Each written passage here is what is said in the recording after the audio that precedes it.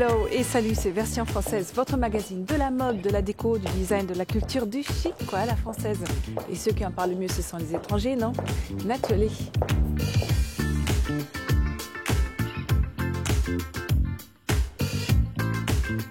Rencontre avec Delphine Manivet et ses robes de mariée fraîches à la dentelle si délicate.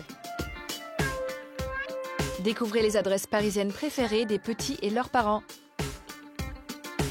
Focus sur l'artisan des rues, roi de la parure Chanel. Relève avec Holbein, ses créations graphiques et ses motifs inspirés.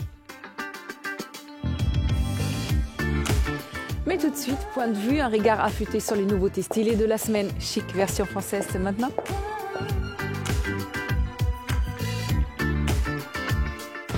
La Maison Wa, c'est ce nouvel espace parisien qui joint l'utile à l'agréable. On vous fait voyager au Japon à travers des objets ancestraux du quotidien, exposés comme au musée. Mais ici, vous pouvez les acheter, se cultiver tout en se refaisant un service à thé, c'est notre curiosité, mais aussi notre portefeuille qui vont s'affoler. Un ferry qui trône dans le bassin historique de Bordeaux a été réaménagé pour devenir l'iBoat, l'endroit où il fait bon se croiser. Avec une scène électro pointue, un espace animé foisonnant de workshops et spectacles, c'est un voyage au long cours qui vous est proposé. Nous, on embarque. Le coffret du studio Bipole comporte une série de portraits de grandes villes françaises. Mais le concept original de ces livres est d'avoir donné carte blanche à des artistes qui posent un regard singulier sur une ville et nous révèlent leur connexion émotionnelle avec Nice, Marseille, Cannes et les autres. Un guide chuté bien intrigant. Créé par deux gourmands amoureux de Paris, le chocolat des Français marie le bon et le beau. Leur credo, on goûte d'abord avec les yeux. La tablette conçue par un artisan chocolatier est emballée dans un écrin designé par un artiste Frenchy lui aussi. Un consommé sans modération, rien que pour faire collection.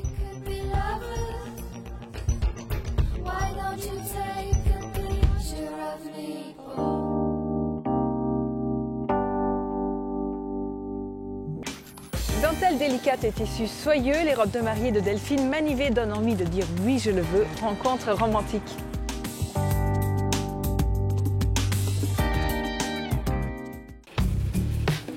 Du blanc, de la dentelle, des lignes rétro et des belles matières.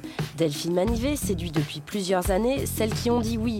People ou amoureuses anonymes, toutes veulent ses robes de mariée. Entre ses mains de fée, la robe blanche fait à nouveau rêver, le désuet devient charmant et les traditions retrouvent leur sens. Le mariage est aujourd'hui vécu que c'est une continuité dans la vie d'une femme. C'est une célébration de l'amour, donc c'est une robe qui est particulière. Elle est empreinte de beaucoup d'émotions, de beaucoup d'envie aussi. Cette robe-là, elle doit raconter toute l'histoire de ce qui s'est passé avant de s'être mariée.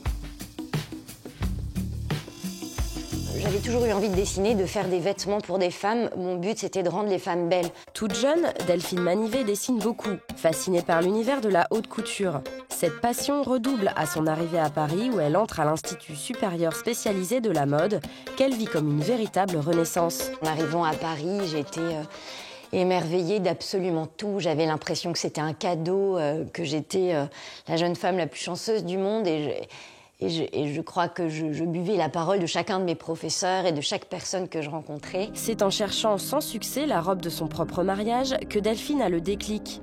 Elle ouvre alors un petit atelier boutique de 50 mètres carrés. Elle commence petit en créant une collection de 5 robes. Le succès est presque instantané, ses robes séduisent.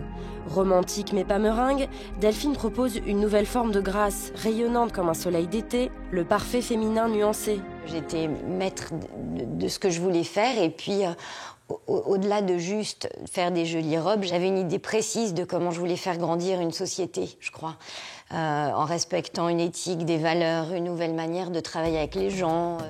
Delphine Manivet met à l'honneur les savoir-faire des artisans auxquels elle confie la fabrication de ses robes. Moi, je suis une amoureuse du très beau et des très belles matières, etc. Et aujourd'hui, on est dans une ère où on ne se pose pas vraiment la question si ce qu'on achète est vraiment très très beau, a été fait d'une certaine manière, etc. Mais le jour du mariage, c'est un moment où on se pose, où on essaye de comprendre ce qu'on achète et ce qu'on regarde et ce qu'on va porter. Donc c'est aussi un moment qui est très précieux pour nous, pour moi et mon équipe, pour expliquer les dentelles, les savoir-faire, etc. Le dessin, c'est vraiment le cœur de mon métier de directrice artistique de cette petite maison. Par moments, on a des espèces de bouffées intenses de création qui mangent absolument tout, on ne peut rien faire d'autre. Et on apprend avec le temps à les respecter, ces bouffées créatives-là, parce qu'après, on les perd. Je crois que quand la ligne est parfaite sur un croquis, la robe le sera aussi. C'est aussi un respect, moi je trouve, pour les équipes, parce qu'elles vont passer beaucoup de temps derrière à mettre en vie ce dessin-là. Donc si moi j'y ai passé du temps aussi, je trouve que ça équilibre.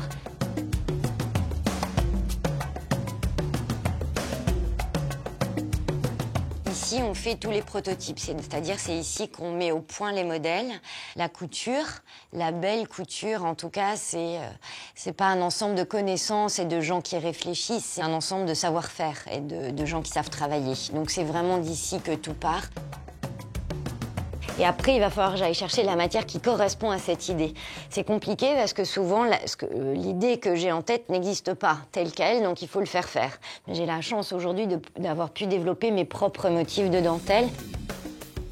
Pour ses robes couture, Delphine fait appel au savoir-faire précieux des denteliers du nord de la France et s'appuie ponctuellement sur le talent de maison comme la chapellerie Maison Michel ou les broderies Le Sage qui portent encore les lettres de noblesse de la haute couture française. C'est très émouvant de travailler avec eux parce qu'on touche la perfection absolue en termes de broderie, en termes de façon. C'est incroyable. Delphine Manivet se lance en 2014 dans la création d'une collection Soir, dans laquelle elle révèle le défi de la couleur avec un hommage au travail sur le noir du très obstiné Pierre Soulages. C'est magique d'avoir pu transmettre et exprimer la lumière à travers le noir. Pour ma dernière collection haute couture, pour trouver le rouge de ma robe oiseau, on a fait 30 essais avec mes teinturiers qui devenaient fous parce que je disais toujours il faut une pointe de ci, une pointe de ça, jusqu'à trouver le rouge parfait. Une robe du soir, c'est aussi une célébration de l'amour, c'est une déclaration d'amour pour la personne pour qui on va la porter et puis pour soi en premier. Des robes qui transpirent le bonheur, l'amour, la belle vie qui nous attend et qui donnent envie de dire oui, je le veux.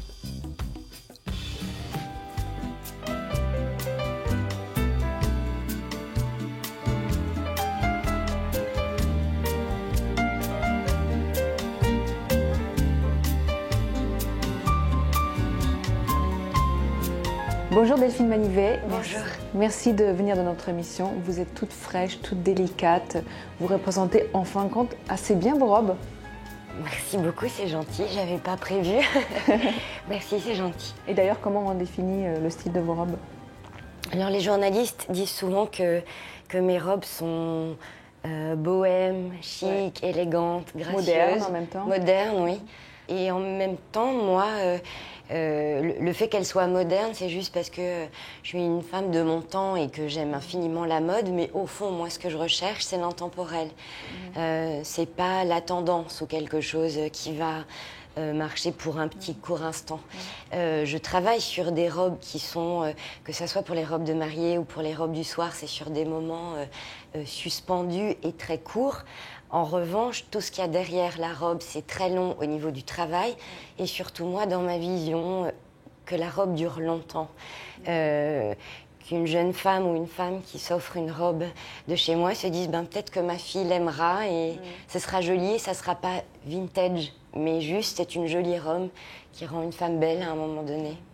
Donc vous travaillez évidemment beaucoup avec les femmes, puisqu'une robe de Oui. mariée, ça se conçoit quand même un tout petit peu avec la mariée, Oui. même si vous êtes aux commandes. Oui. Et qu'est-ce que disent les maris? Alors les maris... Comment vous les incluez dans l'histoire? Alors déjà, toutes mes robes portent des noms d'hommes, de mariés. En fait, je vais vous raconter l'histoire, c'est qu'au début, quand j'ai créé ma marque, il faut référencer ces modèles pour les acheteurs, etc. Et quand moi j'avais essayé des robes de mariée à l'époque de mon mariage, à chaque fois que j'essayais une robe, elle s'appelait bouquet fleuri. Enfin, c'était très cucul à praline. J'avais pas du tout envie de me marier dans une robe qui s'appelait arc-en-ciel. En revanche, je trouvais qu'une robe qui s'appelait Victor, c'était beaucoup plus drôle.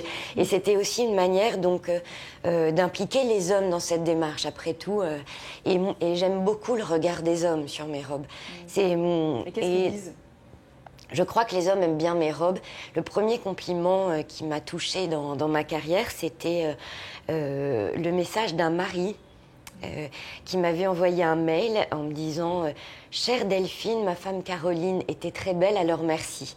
C'était très court, mais je m'étais dit « ça c'est voilà, j'ai peut-être gagné quelque chose ».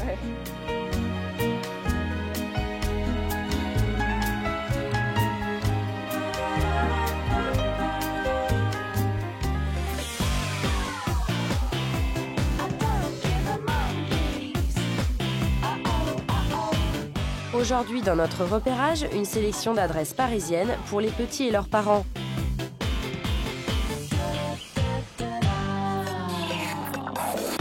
Nous avons rencontré une super maman qui, sur la toile, partage ses bonnes adresses.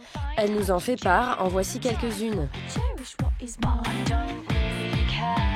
J'ai créé mon blog il y a 2 ans et demi à peu près, d'abord parce que je suis maman et qu'à force d'échanger avec mes copines dans la vraie vie, je me suis dit que j'allais transposer ça à Internet parce que c'était mon métier d'écrire et que du coup ça avait un sens. Et comme je suis aussi l'auteur d'un guide autour de Paris et des enfants, c'est vrai que j'ai pas mal écumé tout ce qui se passe dans la capitale et les lieux comme ça sont pas si fréquents en fait. Dans ce premier concept store, on trouve de tout pour nos chérubins. Notre blogueuse flash sur des chaussures. Celles-là, elles sont plutôt cool, je trouve qu'elles sont sympas, elles font enfant sans tomber dans le côté trop gnangnan que moi j'aime pas trop quand c'est trop classique, je suis pas fan.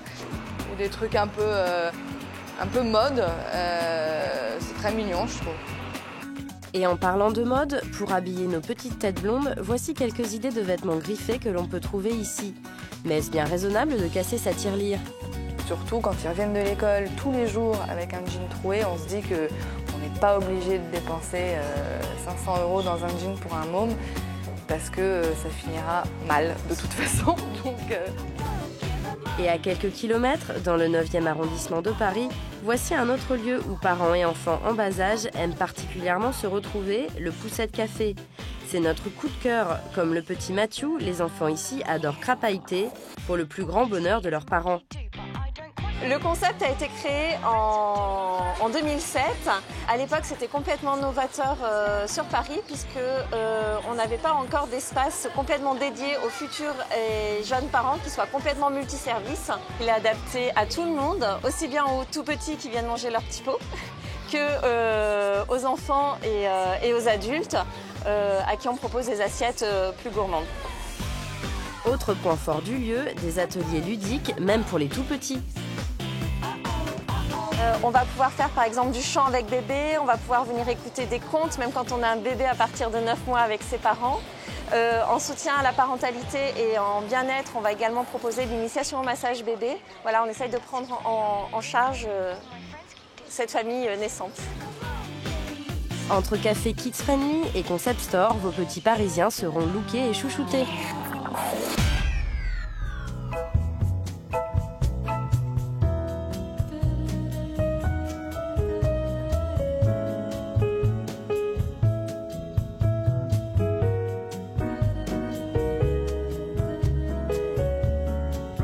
Alors 2 mots sur vos clients un peu connus. Delphine ? Étrangement, les clientes célèbres sont pas compliquées du tout.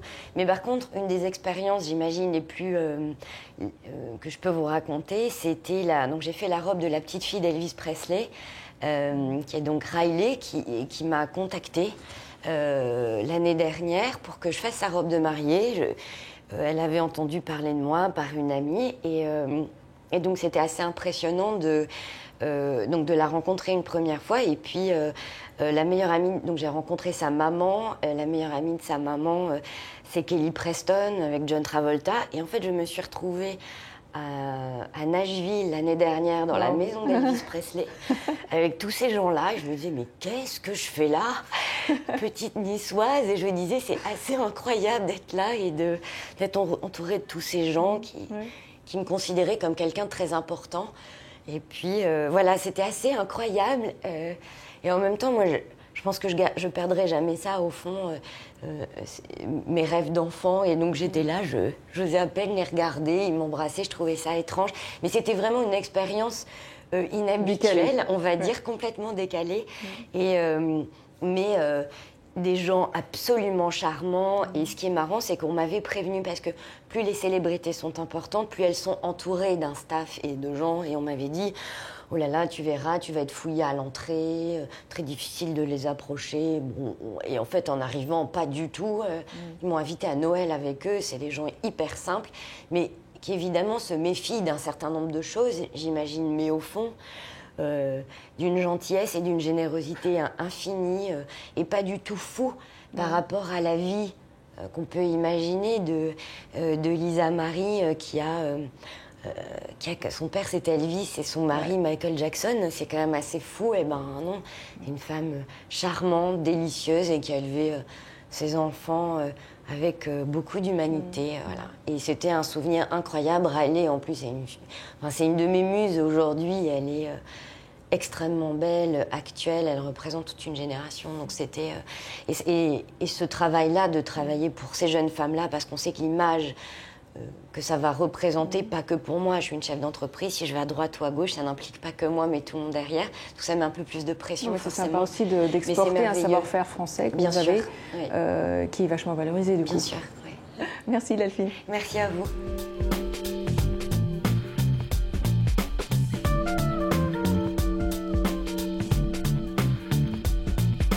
Focus sur Desrues et ses artisans qui fabriquent boutons et accessoires du vestiaire Chanel et d'autres maisons de prestige.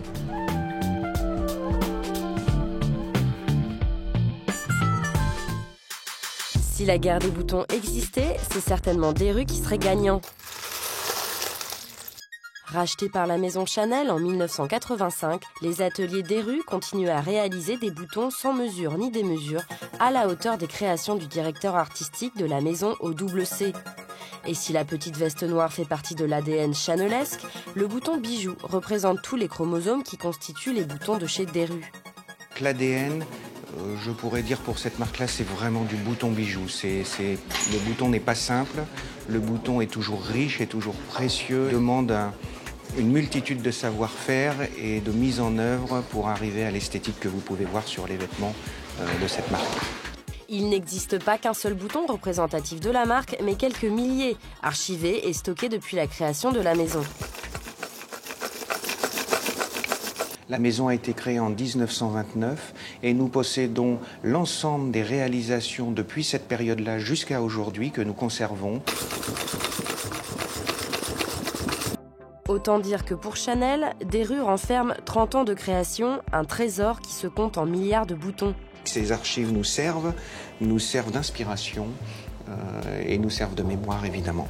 Donc voici un ensemble de plateaux de bijoux en pâte de verre véritable. Nous avons des boutons en métal. Vous voyez une série de boutons de métal, chaque bouton ayant existé sur une collection. Avec 8 collections par an et une quarantaine de boutons par collection, la maison Desrues crée en quantité sans négliger la qualité. Le savoir-faire est toujours là et la direction artistique de l'homme au catogan ne cesse d'en repousser les limites. Vous avez par exemple un croquis de Karl, qui est l'idée de ce visage qui est en face regard droit, le visage en face regard droit, face regard gauche. Karl a souhaité aussi la création d'un visage face avant. Donc tout ça, ce sont des explications. Le croquis est un mémotechnique, est une demande, charge à nous après de l'interpréter et de le réaliser. D'un dessin, on l'interprète, on visualise comment on va le réaliser. Donc ensuite, après, on va chercher du métal. On va souder. On va marteler. On va percer.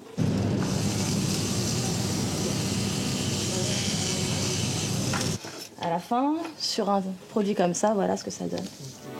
Une fois la maquette réalisée, les boutons peuvent être coulés dans des moules en silicone.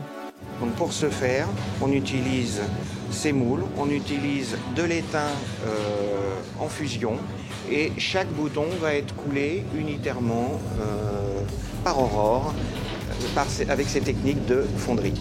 Chez Desrues, le savoir-faire de la maison est conservé de la fabrication de la maquette à la finition du bouton.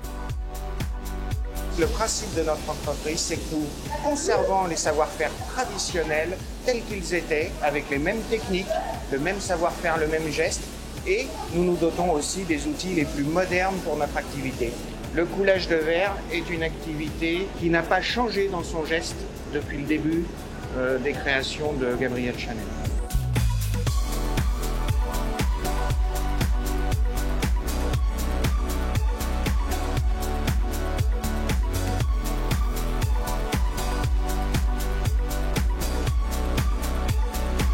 Avec plus de 100 000 boutons par an, la Maison des Rues est la preuve d'un savoir-faire français, conservé et chéri.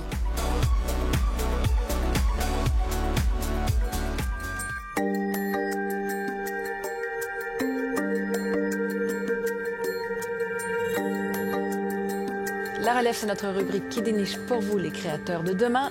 Jeunes modeux, designers ou gastronomes, découvrez ces talents en devenir.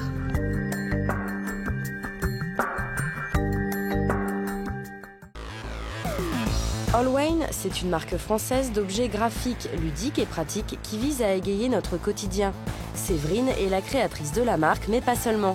Je suis aussi illustratrice et directrice artistique freelance et je travaille à Paris.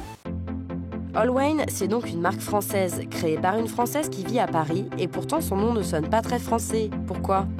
Allwine, c'est le nom de jeune fille de ma grand-mère. C'est d'origine allemande. J'ai enlevé 2-3 lettres, histoire que ce soit un peu plus simple pour le public français. Et les gens le prononcent bien, du coup ? Ils n'y arrivent pas. Mais j'ai une bonne expérience de ça, parce que mon nom de famille est déjà à la base un peu imprononçable. Donc j'en ai rajouté une couche avec le nom de la marque, qu'ils le prononcent Allwine. Et en général, ils me reprennent quand je me présente. L'ADN d'Allwine, c'est minimaliste, graphique, ludique, obsessionnel et qui ne se prend pas trop au sérieux. Pour Séverine, un objet ne doit pas juste être beau, l'utilité prime avant tout.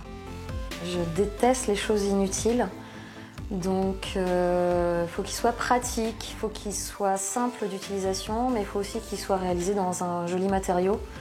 Et évidemment, la fonction esthétique, c'est la cerise sur le gâteau, c'est hyper important. Mais qu'est-ce qui l'inspire ? J'ai des sources d'inspiration assez variées. Ça va de l'histoire de l'art un peu ancienne, des mouvements comme Memphis ou Nathalie Dupasquier, à tout ce qui touche à la nature, les plantes. J'aime les choses organiques. Et mon travail sur le motif s'inspire beaucoup de détails, d'éléments naturels en fait. Les motifs, Séverine en a plein les cahiers. Des dessins explosifs, sucrés et parfois nerveux qu'elle crée chez elle, un appartement particulièrement sobre. Je pense que j'ai besoin de calmer le jeu autour de moi et d'avoir des choses très épurées et très reposantes pour mon regard. Il y a une espèce d'obsession permanente pour le motif qui envahit à peu près tout ce que je touche. Les motifs made by Allwine cartonnent sur papier, sur tissu ou sur carton. Aujourd'hui, Allwine collabore avec différentes marques, un échange essentiel pour la créatrice. Donc là, par exemple, pour Bocage, je viens de développer un motif qui va être utilisé sur leur prochaine collection été et qui est un motif très abstrait, mais en même temps très largement inspiré de cellules et de globules et de choses qu'on pourrait observer avec un microscope en fait. Je travaille avec My Little Day depuis presque un an, donc on collabore ensemble sur leur collection. C'est un univers que j'aime beaucoup puisque ça me permet de sortir de mes collections qui sont parfois un peu plus sombres et d'aller vraiment sur un univers enfantin, très léger, très ludique et très coloré.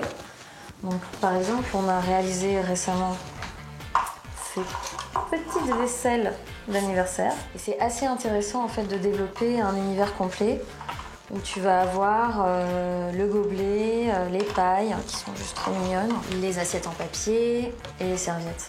J'ai une petite préférence pour la vaisselle à fleurs qui m'a vraiment permis d'expérimenter et de mixer deux choses qui sont importantes pour moi. Des formes un peu bold, des gros aplats de couleurs et des fleurs et ce petit travail de motifs en noir et blanc. Petite marque, t'as pas toujours les moyens de production pour te lancer sur de la tennis ou de la mode ou un autre support. Du coup, la collaboration, c'est un bon moyen d'expérimenter tes propres motifs sur un autre support. Et j'ai eu carte blanche pour développer 2 modèles de tennis qui étaient vendus en exclusivité sur l'eShop Elvay. Par ses collaborations, Séverine a pu trouver chaussures à son pied. Il ne lui reste plus qu'à réaliser son rêve.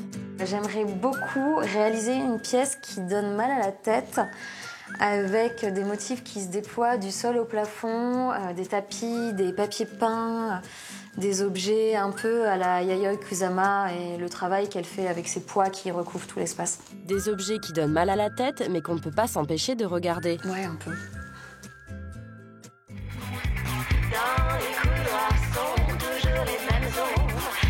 Version française est déjà finie, alors soyez chic toujours et retrouvez-nous la semaine prochaine. Bye.